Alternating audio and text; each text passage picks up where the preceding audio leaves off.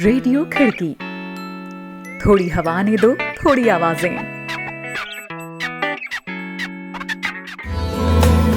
आज है 15 मई, दिन शुक्रवार। आप रोहित जोशी से सुन रहे हैं खिड़की इंटरनेशनल बुलेटिन।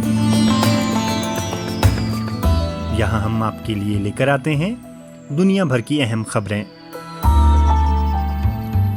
यह कार्यक्रम आप खिड़की.com के साथ ही खिड़की के YouTube चैनल, फेसबुक पेज और व्हाट्सएप ग्रुप में भी सुन रहे हैं। शुरुआत करते हैं आज की पहली खबर से। दुनिया के सबसे बड़े शरणार्थी शिविर में कोरोना संक्रमण का पहला मामला सामने आया है। यह मामला पश्चिमी बांग्लादेश में शरण पाए रोहिंग्या मुसलमानों के एक शिविर का है। म्यांमार के रखाइन इलाके से सांप्रदायिक हिंसा की मार झेल अपने घरों को छोड़ किसी तरह बांग्लादेश पहुंचे इन 10 लाख से अधिक रोहिंग्या मुसलमानों को बांग्लादेश ने शरण दी है। बेहद तंगहाली और छोटे से इलाके में जिंदगी गुजार रहे इन रोहिंग्याओं के शरणार्थी शिविर में अगर यह संक्रमण तेजी से फैलता है तो इस पर काबू पाना बांग्लादेश और पूरी दुनिया के लिए चुनौती भरा हो सकता है। एक विस्तृत रिपोर्ट के साथ हैं अभिनव श्रीवास्तव। दुनिया के सबसे बड़े और बांग्लादेश के बेहद घने रोहिंग्या रिफ्यूजी शिविरों में कोरोना वायरस का पहला मामला सामने आया है और इस बात की पुष्टि बांग्लादेश के एक वरिष्ठ अधिकारी और संयुक्त राष्ट्र के एक प्रवक्ता ने कर दी है। गौर करने वाली बात है कि बीते कई महीनों से जानकार इन शिविरों में कोरोना वायरस फैलने के संभावित नतीजों के बारे में सतर्क कर रहे थे और अब संक्रमण का पहला मामला सामने आने के बाद चिंताएं बढ़ गई हैं। खबरों के अनुसार कुछ आपातकालीन टीमें संक्रमण की जगह पर भेज दी गई हैं और साथ ही 5000 लोगों वाले शरणार्थी शिविर के एक ब्लॉक को पूरी तरह आवाजाही के लिए बंद कर दिया गया है। दक्षिणी बांग्लादेश के जिस कॉक्स बाजार इलाके में यह मामला सामने आया है, वहां भयानक गरीबी के बीच म्यांमार से पलायन कर आए 10 लाख से ज्यादा रोहिंग्या मुसलमानों को बेहद घने शिविरों में बसाया गया है। अप्रैल महीने की शुरुआत में यहां कोरोना संक्रमण की कई मामले सामने आने के बाद पूरी तरह कर्फ्यू लगा दिया गया था। ऐसे में कोरोना वायरस से बचने के लिए दैहिक दूरी बनाए रखना बेहद चुनौतीपूर्ण रहा है। गौरतलब है कि कोरोना संक्रमण के बढ़ने के बाद बीते दिनों रोहिंग्या मुसलमानों के कई जत्थों के बंगाल की खाड़ी में फंसे होने और दक्षिणी बांग्लादेश के समुद्र तटों पर उतरने की खबरें आती रही हैं। बांग्लादेश के सुरक्षा अधिकारी ने बीते दिनों यह बताया था कि लगभग 40 लोगों को लेकर एक नाव देश के दक्षिणी किनारे पर आई, जिसमें अधिकतर भूखे बच्चे और महिलाएं शामिल थीं। ठीक इसी तरह कुछ दिनों पहले म्यांमार से मलेशिया जा रहे 32 रोहिंग्या मुसलमानों की समुद्र में भूख से तड़प तड़प कर मौत होने की खबर भी सुर्खियों में थी। दरअसल साल 2017 में म्यांमार के रखाइन प्रांत में बड़े पैमाने पर रोहिंग्या मुसलमानों पर हिंसक और संगठित हमले हुए थे, जिसके बाद लगभग 7,50,000 से भी ज्यादा रोहिंग्या मुसलमान म्यांमार छोड़कर बांग्लादेश की सीमा पर चले गए थे। तब म्यांमार की स्टेट काउंसलर और नोबेल पुरस्कार विजेता आंग सन सू ची की अंतर्राष्ट्रीय समुदाय ने उनकी चुप्पी के लिए आलोचना की थी। मानवाधिकारों की पैरोकार के रूप में आंग सान सू ची की विश्वसनीयता पिछले साल दिसंबर में इंटरनेशनल कोर्ट ऑफ जस्टिस में म्यांमार की सेना पर लगाए गए सामूहिक जनसंहार के आरोपों का बचाव करने के कारण और भी संदिग्ध हो गई थी। तब उन्होंने कहा था, Can there be genocidal intent on the part of a state that actively investigates, prosecutes and punishes soldiers and officers who are accused of wrongdoing? क्या किसी ऐसे राज्य का मकसद जनसंहार करना हो सकता है जो कि सक्रिय तौर पर उन सैनिकों और अधिकारियों की जांच करता हो, उन पर मुकदमे चलाता हो और गलत करने के दोषी पाए जाने पर उन्हें दंड देता हो? रखाइन क्षेत्र आज बौद्ध अराकन सेना और म्यांमार सेनाओं के बीच एक अंदरूनी हथियारबंद संघर्ष से जूझ रहा है।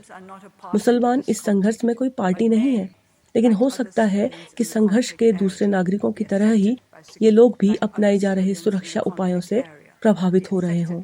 हम अदालत से गुजारिश करते हैं ऐसी कोई भी कार्रवाई न करें कि रखाइन इलाके में चल रहे सशस्त्र संघर्ष को और भड़का दे और शांति और सुरक्षा के लिए खतरा बन जाए। इधर कोरोना महामारी के बीच बांग्लादेश में शरणार्थी शिविरों में पहले से रह रहे और दक्षिणी तट पर उतरने की कोशिश कर रहे रोहिंग्या समुदाय की स्थिति को बांग्लादेश सरकार के रवैये ने भी चिंताजनक बना दिया है। कुछ दिन पहले बांग्लादेश के विदेश मंत्री AK अब्दुल मोमेन ने किसी भी रोहिंग्या को बांग्लादेश में शरण नहीं देने की बात कही थी। वहीं अब बांग्लादेश सरकार ने रोहिंग्या शिविरों में इंटरनेट और दूरसंचार सेवाओं पर भी प्रतिबंध लगा दिया है। इस कदम पर तमाम अंतर्राष्ट्रीय संस्थाएं सवाल उठा रही हैं। उनका मानना है कि संकट के इस समय सूचनाओं तक सही पहुंच बहुत आवश्यक है।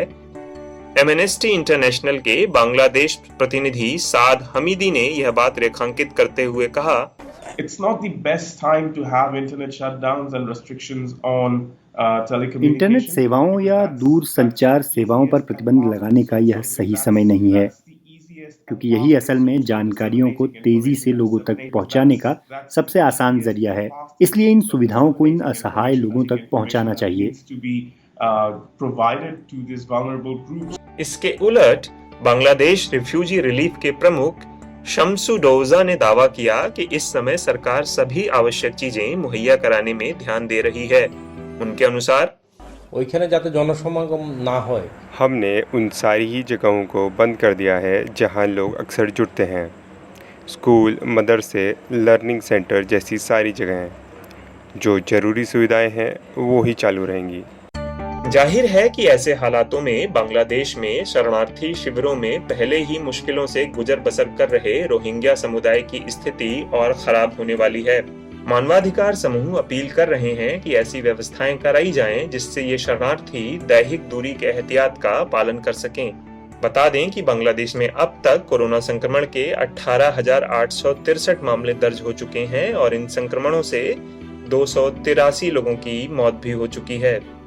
रोहिंग्या मुसलमानों की घनी आबादी के बीच अगर संक्रमण फैला तो अनुमान लगाया जा रहा है कि यह भयानक तबाही ला सकता है।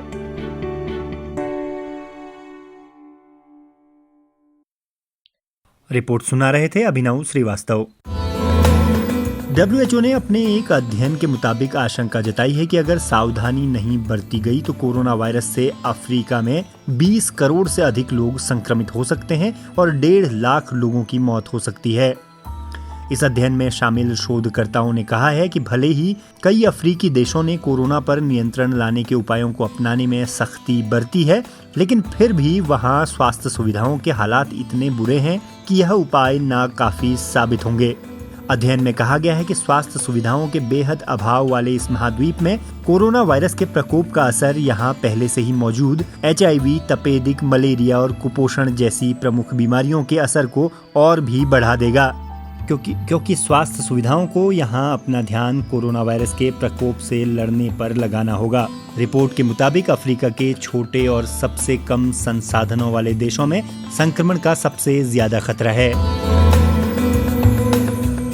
यह कार्यक्रम आप खिड़की.com के साथ ही खिड़की के YouTube चैनल, Facebook पेज और WhatsApp ग्रुप में भी सुन रहे हैं और मैं हूँ रोहित जोशी।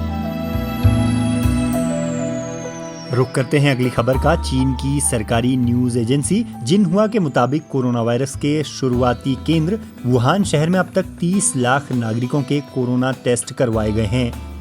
वुहान शहर के अधिकारियों की तैयारी अब बचे हुए तकरीबन 1 करोड़ 10 लाख लोगों का परीक्षण कराने की है। चीन की यह तैयारी कोरोना वायरस की दूसरी लहर से बचने के लिए एहतियात के तौर पर की जा रही है। वुहान शहर में लॉकडाउन हटाने के बाद पिछले हफ्ते फिर से एक ही इलाके में कई लोगों को संक्रमण हो गया था।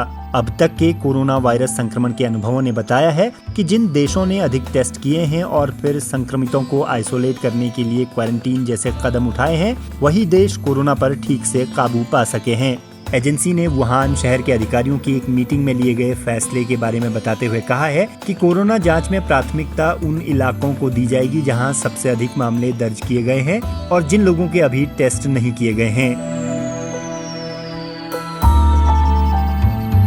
अगली खबर इजराइल से है, जहां 5वीं बार प्रधानमंत्री बनने जा रहे बेंजामिन नेतन्याहू का गुरुवार को निर्धारित किया गया शपथ ग्रहण समारोह आखिरी समय में रविवार तक के लिए टाल दिया गया। पिछले तकरीबन 1 साल से इजराइल में गतिरोध चल रहा था और फिर चुनावों में नेतन्याहू की लिकुड पार्टी के खिलाफ उतरी पूर्व सेना प्रमुख बेनी गांज की ब्लू एंड व्हाइट पार्टी के साथ गठबंधन के बाद इस नई सरकार के बनने का रास्ता साफ हुआ है, लेकिन निर्धारित शपथ ग्रहण के आखिरी लम्हों में उसे रविवार तक के लिए टाल देना पड़ा। बताया जा रहा है कि मंत्रिमंडल में सीटों के तय नहीं हो पाने के चलते यह कदम उठाया गया है। इसराइल की संसद ने बीते हफ्ते 2 मूल कानूनों में संशोधनों को पास किया था, जिसके बाद इस तरह की गठबंधन सरकार बनने में कोई कानूनी अड़चन नहीं रह गई थी। बीती 7 मई को ही देश के सुप्रीम कोर्ट ने नेतन्याहू को भ्रष्टाचार के आरोप में प्रधानमंत्री पद के लिए अयोग्य घोषित किए जाने संबंधी याचिका खारिज कर दी थी। इन दोनों ही घटनाओं के बाद उनके प्रधानमंत्री बनने का रास्ता साफ हो गया। इजराइल में मार्च में हुए संसदीय चुनावों में नेतन्याहू की लिकुड पार्टी के नेतृत्व वाले दक्षिणपंथी गुट को 58 सीटें और पूर्व सेना प्रमुख बेनी गांज की ब्लू एंड व्हाइट पार्टी के नेतृत्व वाले वामपंथी गुट को 55 सीटें मिली थी।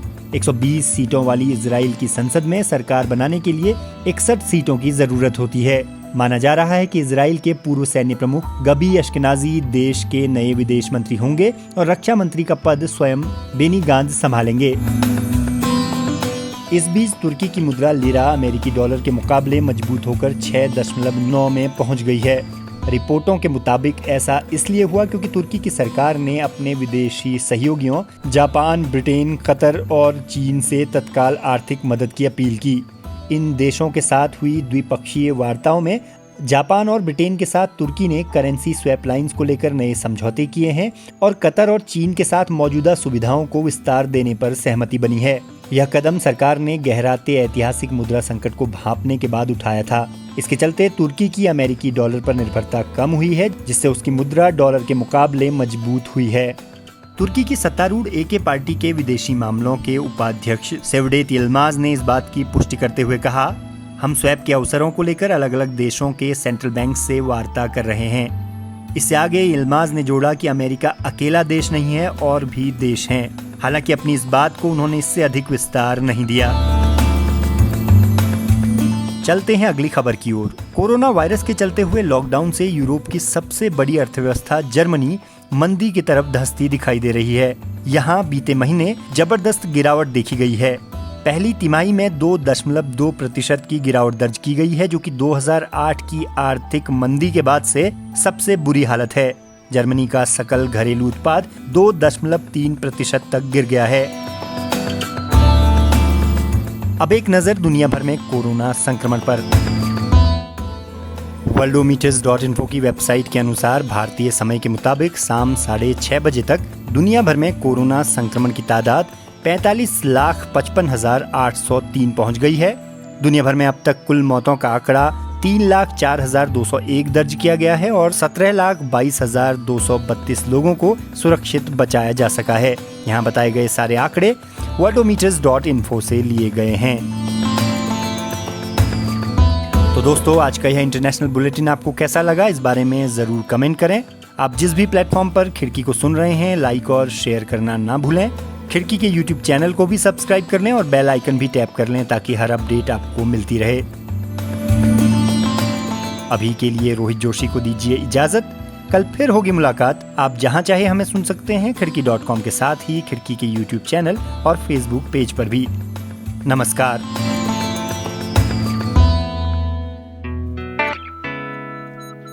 रेडियो खिड़की, थोड़ी हवा ने दो, थोड़ी आवाजें।